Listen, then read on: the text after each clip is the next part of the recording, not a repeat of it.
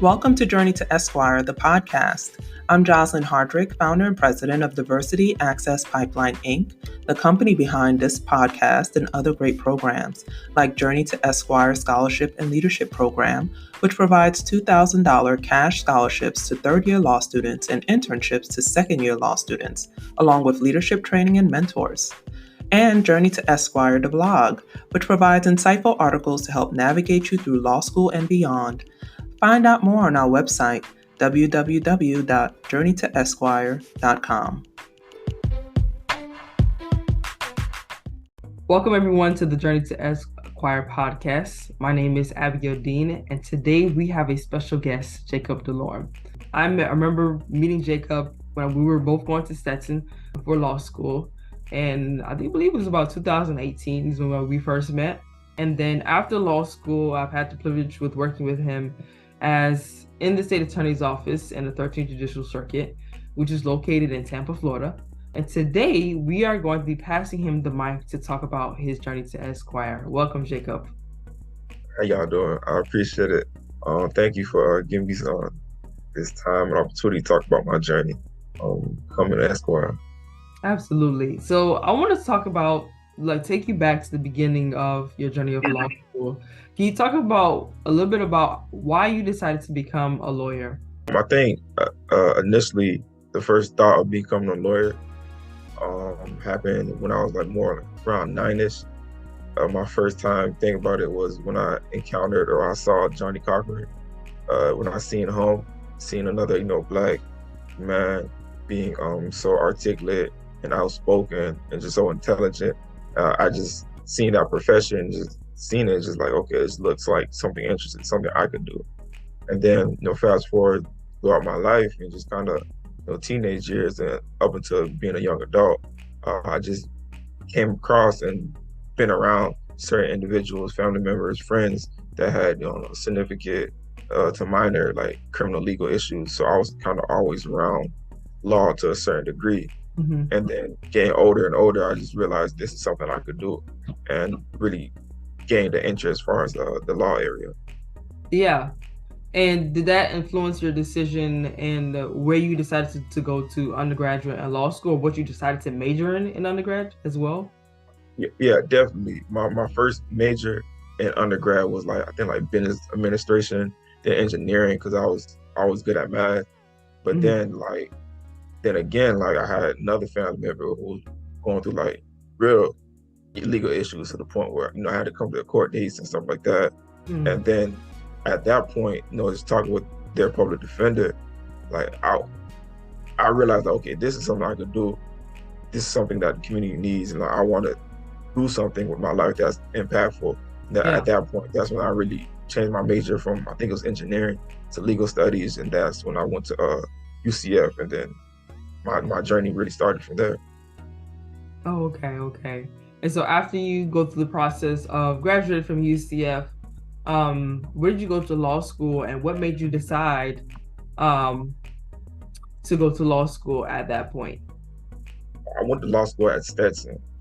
And what maybe decided to go there was initially I wanted to go to, I dream big. I wanted to go to an Ivy League, Harvard, something like that. But when my GPA wasn't greatest coming out undergrad, and then so I know I had to get a super great LSAT score. So when it came to studying for the LSAT, and I realized how much and what's required and how long honestly it's going to take me to get that LSAT score to get to those prestigious schools, I thought it wasn't really necessarily worth it. So at that point, I did get admitted to Stetson. I got admitted to another place I was really considering, which was Howard. And out of those two places, Howard didn't give me a scholarship. Stetson did. So at that point, they made that decision for me. And Stetson's more close to my family too, so it worked out perfect. Gotta go where the money is. Yeah, for real. So you get to law school. Can you talk about your law school process? What did you enjoy most about the law school process? What I enjoyed the most was just learning.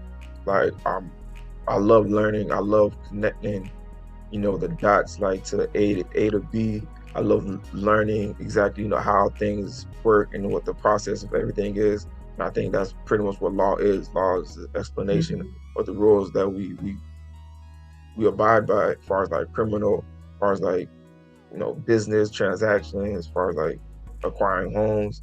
And pretty much every class that I had law school, honestly, I had some type of interest in it. So so law school, it was fun, but also obviously it's pretty difficult. So it was kind of like the plus and minus as far as like going Yeah. through our law school. And so in terms of your journey within law school, can you talk about the importance of being involved in other organizations, and actually, number one, whether you were involved in other organizations, and whether you believe that it was important for you to do so during your law school process? Yeah, it definitely. I was involved. I was involved with Balsa. I was involved with like other organizations, real estate, the real property and trust law was the reptile organization, and various other organizations. Well, those are the two main organizations I participated in. And with those, I think the biggest things that I learned was, one, to kind of how to network and how to carry myself, professionally, but at the same time still be myself. Yeah. I think that's really important. I think also probably if any organization taught me that the most. And then also it kind of teaches you or gives you an idea how actually your life is going to be while you're practicing law. Because with those organizations, you come across attorneys, established attorneys. You can ask them, you can pick their brain and see how they're living and how their life is, rather than how you think you're going to live doing that same type of law. So networking and just kind of get a real picture of how law is going to be graduating is just such a big important part, rather than just going to class every day and come back home. You're not really learning anything outside of those classes and those studies. Yeah, BALSO definitely one of those things, which stands for Black Law Student Association. I was involved in that as well, so I definitely to be able to have loved it. Now, first of all, I definitely loved it, but to be able to have Black attorneys that we could go to and ask questions and ask about their experiences within the law field was something that was very beneficial to me, especially in the beginning of my journey as an attorney. After you graduated from law school, can you talk about your bar exam journey? My bar exam journey was, I passed the first time, and with that, I think the biggest thing that happened that led me to passing the first time was my ability to kind of adapt. Because at first, when I was studying for the bar, I was working, because I thought I was Superman or something. I could work and study for the bar, but soon I realized that it's just not worth it. Especially you getting paid kind of. Like one of my professors says, when I was working, like, you're kind of trading pennies for dollars. Because like at the end of the day, like I was getting paid pretty decent working as a law clerk, but that doesn't compare to like what I'm getting paid as an attorney. And then on top of that, if I don't pass the bar, then I'm extending how long I have to study for the bar again. I'm pretty much extending how long I have to wait until I start my career. So at the end of the day, like I realized that working and studying for the bar wasn't worth it. So definitely I stopped doing that. And then another thing I did was just kind of take advice everywhere I could get it, and make sure advice I was taking applied to me and applied to the way that I learned, and just be willing to adapt and willing to change things, and take practice tests to make sure things I'm changing are actually increasing my ability to pass this test. Yeah, that makes sense. Yeah, making sure that you understand how you learned and adapting is something that is definitely crucial in taking the bar, because if one thing is not working, you have to change it. Yeah, that's the reality. So you talked a little bit about your wanting to come into this to help your family with criminal law.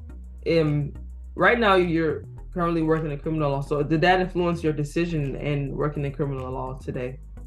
Yeah, definitely. Like I said, initially I was thinking about going into criminal law, but like I said earlier, I was a legal studies major, so it really opened my eyes into like the law practice in the different areas of law. And so going into law school, I honestly didn't even want to be a criminal law attorney no more. But then going through law school, I realized the importance of it, and I interned at the place that I work at, and I did a CLI there, which is was a certified legal intern, and that's where I really got a grasp how working at this place, what I work at now, is going to be. And I love the environment. I thought it would be a great place to start. Yeah. Where, far as an attorney, and yeah, that's pretty much how I determined to be where I'm at right now. And okay, so you start working as an attorney. You got a little bit of experience under your belt. How long have you been working so far? I passed the bar, I think, September 2021. I started working November 2021, so like a year or like 4 months now. Okay. At this point in your career, you've gone through the law school, you've taken the bar, you worked for a year in your career. What advice would you offer to new and future law students? The first one being that you have to dedicate everything and just dedicate everything, make the sacrifices that you have to throughout law school to make sure it's a number one priority. Because you don't want to go through law school regretting like, oh, I wish I would study harder or tried harder in one class and help my GPA, or I wish I would have did this internship to figure out if I want to do this area of law. Like one thing in law school, the one thing I can say about my law school experience is that I tried my 100% hardest, and I did or participated in everything that I wanted to. And I think everybody who goes through our law school has to have that same exact feeling. Like sometimes that means, not going out as much. It might mean pausing certain friendships or, something like that. But at the end of the day, if you have those relationships, those people should understand that you're in law school. This is, a big sacrifice, a big commitment. So once you're done, you could look back and like, oh, I dedicated all my time, all my effort to do what I'm trying to do. Yeah, makes sense. This is the last question. We're gonna wrap up very soon. But can you talk about what is something that people will be surprised to learn about you? That's a good question. I don't know. I feel like I'm an open book. Like if you want to know about me, I'm gonna let you know.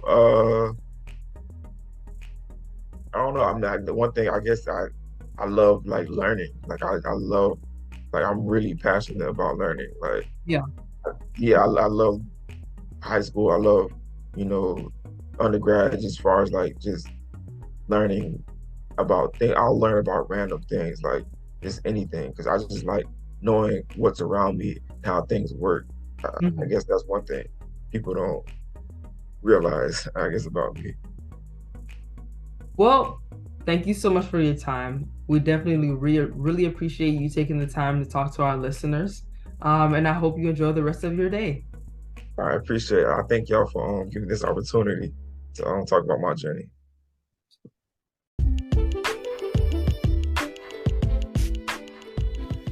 Thanks for tuning in to another great episode of Journey to Esquire, the podcast. Support, share, subscribe. And for more, visit www.journeytoesquire.com.